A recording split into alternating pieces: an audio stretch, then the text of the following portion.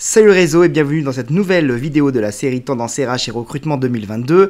Cette nouvelle tendance, nous n'avons pas terminé d'en entendre parler.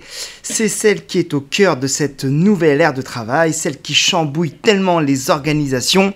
Et oui, il s'agit de cette harmonie que les salariés recherchent entre le travail et la maison. Tendance numéro 6, qu'est-ce que l'équilibre vie personnelle et vie professionnelle? C'est parti!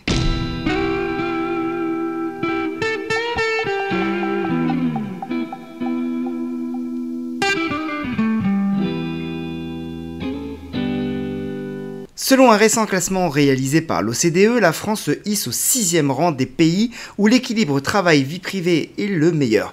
L'Italie, le Danemark et la Norvège arrivent en tête de ce classement. Connaissez-vous Brian Dyson? Il a été un grand directeur de Coca-Cola Entreprise entre 1986 et 1991. Mais ce n'est pas le sujet. Ce qui nous intéresse, c'est qu'il est connu pour son discours nommé The Five Balls Speech, le discours des 5 balles. Brian Dyson nous propose une sorte de parabole nous invitant à imaginer que la vie serait un jeu dans lequel nous jonglons avec 5 balles. 5 balles, une pour le travail, une pour la famille, une pour la santé, une pour les amis et une pour notre esprit. Toutes ces balles sont en verre, sauf une. Devinez laquelle? C'est celle du travail. Et oui, elle est en caoutchouc. La morale de cette histoire est que si vous faites tomber la balle du travail, elle rebondira et ne s'abîmera pas, contrairement aux amis, à la famille, à la santé ou encore à notre esprit. Et là je cite Brian Dyson, si vous en laissez tomber une, elle sera irrévocablement éraflée, marquée, entaillée, endommagée ou même brisée. Ils ne seront plus jamais les mêmes. Vous devez comprendre cela et vous efforcer d'équilibrer votre vie. Quand on y réfléchit bien, cette tendance touche tout le monde, que l'on soit patron, manager, salarié ou même freelance. La question qui se pose, c'est comment se sentir entier dans sa vie personnelle comme dans sa vie professionnelle. À l'ère où la technologie nous permet de travailler depuis presque partout, quand nous sommes à la maison, en week-end ou même en vacances, et qu'en même temps nous demandons plus de flexibilité, plus de télétravail, où se trouve la limite entre vie privée et vie professionnelle? Et en même temps, il ne faut surtout pas tomber dans l'excès inverse du tout pour la vie personnelle, car même s'il est primordial de prendre du temps pour soi, pour sa famille, pour ses amis, il ne faut pas que ce soit au détriment de sa vie professionnelle, car c'est sa propre carrière qui est en jeu. Oui, la vie personnelle est importante, mais la vie professionnelle l'est tout autant. Et c'est toute l'importance de cette question, comment trouver l'équilibre entre ces deux vies aussi stratégiques, car les deux se complètent. Et donc le risque est d'opposer les deux. Comme je peux le lire ou l'entendre ici ou là, certains vont vous dire que le plus important pour eux est de passer du temps avec leurs enfants, et ça se comprend, car je sais personnellement à quel point c'est essentiel.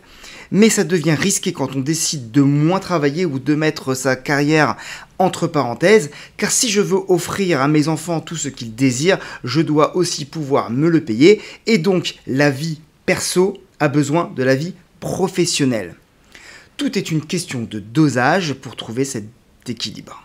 Certains voient la vie professionnelle comme une obligation, comme un poids, et je pense qu'une des règles d'or pour trouver cet équilibre est déjà de trouver l'emploi, la société dans laquelle vous allez vous épanouir, l'entreprise qui est en phase avec vos propres valeurs, les managers ou les collègues qui vont vous motiver, vous tirer vers le haut.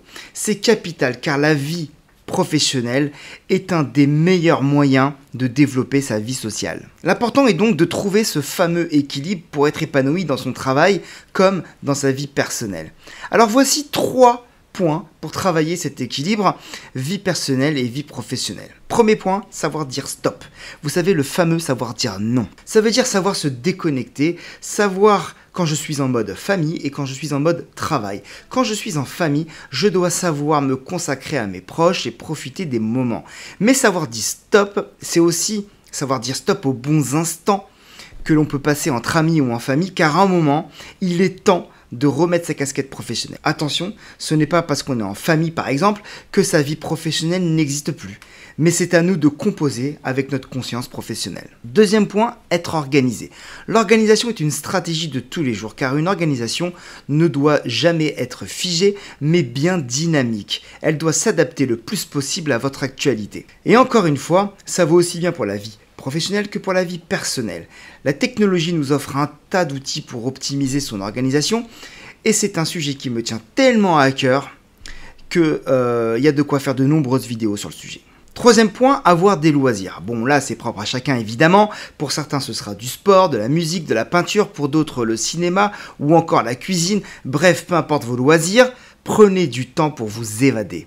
Je vous recommande de bloquer des plages horaires dans votre agenda comme des moments privilégiés où, à moins d'une urgence extraordinaire, vous vous consacrez à vos loisirs. Car sans cette déconnexion, il sera difficile de trouver un bon équilibre. Pour plus d'informations sur l'équilibre vie personnelle et vie professionnelle, je vous invite à télécharger notre dernier livre blanc sur le site d'Open Sourcing dans la section ressources téléchargeables, le livre qui se nomme Les 10 tendances RH et recrutement 2022.